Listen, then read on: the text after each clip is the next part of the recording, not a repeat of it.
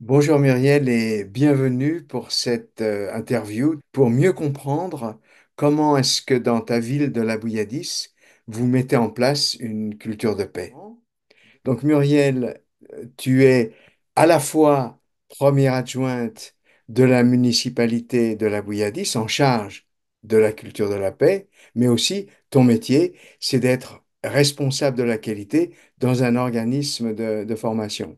C'est bien ça? C'est tout à fait ça, oui. D'accord. Alors écoute, commençons par la première question. Au niveau de la culture de la paix, quelle est la volonté de la mairie de la Bouilladis? Alors, la volonté première, c'est d'arriver à, à faire en sorte que les personnes vivent bien ensemble au sein de notre ville et, et plus grandement, d'arriver à avoir un rôle sur l'éducation à la culture de paix, sur les personnes que nous arrivons à côtoyer et à toucher au travers du mandat municipal. Donc l'idée, c'est de servir des animations de la ville pour principalement toucher les enfants et irriguer aussi auprès des familles et les parents qui sont englobés après dans la culture de paix. Culture de paix, est-ce que tu peux un peu définir ou nous donner un périmètre de ce que ça signifie dans une ville, une culture de paix? La culture de paix, donc ça a été défini hein, en 89 à Yamoussoukro, c'est le fait d'avoir des aptitudes et des capacités à bien vivre ensemble en fait. Donc, on est dans cette démarche, en fait, d'arriver à euh, permettre de mieux se connaître soi-même, en fait. Et les enfants, on travaille avec les enseignants dans les écoles pour essayer d'apporter cette touche d'humanité en plus dans les compétences psychosociales. Très bien. Et quel est l'enjeu pour la gouvernance d'une ville comme la Bouilladis d'avoir une action, on va dire, à la fois d'éducation à la paix et de mettre en place une culture de paix? C'est quoi cet enjeu?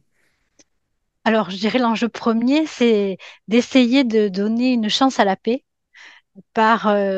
alors très modestement, puisque nous le faisons à notre échelle, hein, nous ne prétendons pas régler tous les conflits qu'il y a sur cette planète par l'action de notre petit village. Mais par contre, ce qu'on peut observer, c'est que quand les politiques publiques mettent de l'argent et des conditions pour favoriser le bien vivre ensemble, on a des résultats qui peuvent être tangibles et que nous avons pu observer au sein de notre ville, en fait.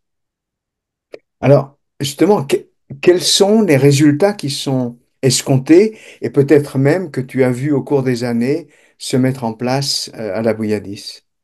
Alors, un des premiers résultats, c'est l'éducation à la citoyenneté, puisque au travers du CMJ, hein, le Conseil municipal des jeunes, nous travaillons la question euh, de déjà donner une part, une place à l'enfant en lui donnant des responsabilités, en lui disant que c'est un jeune citoyen en devenir et que au sein du conseil municipal, il peut faire valider des projets que les adultes voteront en conseil municipal, mais en tout cas qui sont proposés par les jeunes.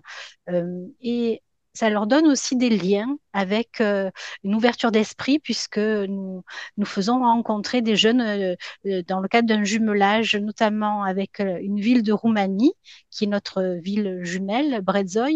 Et chaque été, nous recevons des jeunes de Brezoi et nous envoyons des jeunes donc là-bas aussi en Roumanie.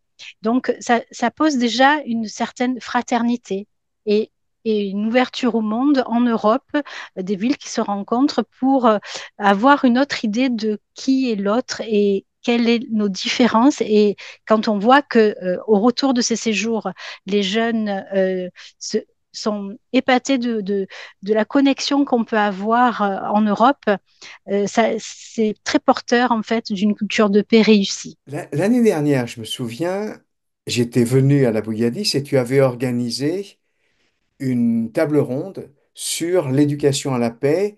Et au cours de cette table ronde, les associations ont exprimé à la fois un grand intérêt, mais aussi qu'elles sont un petit peu isolées.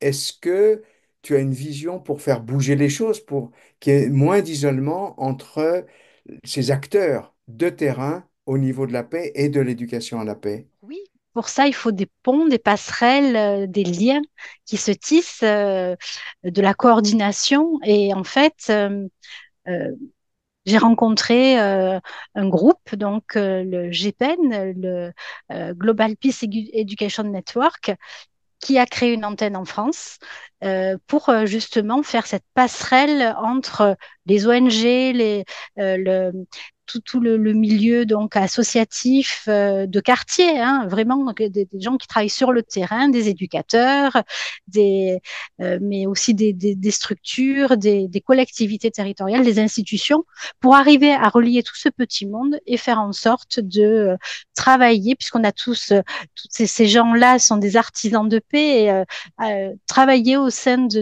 d'un groupe qui est amené à grandir, puisque nous allons avoir un sommet en novembre qui va permettre à tous ces acteurs de se rencontrer.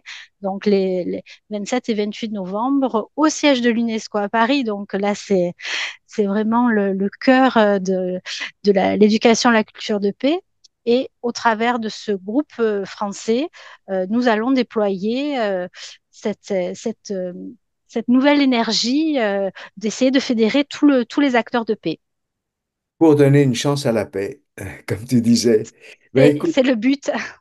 merci beaucoup Muriel pour ce moment de partage et je te souhaite vraiment le meilleur pour mettre en place tous ces projets importants, précieux d'éducation à la paix et aussi de culture de la paix dans ta jolie ville de la Bouilladis. Merci beaucoup et à bientôt. À très bientôt. Merci. Au revoir.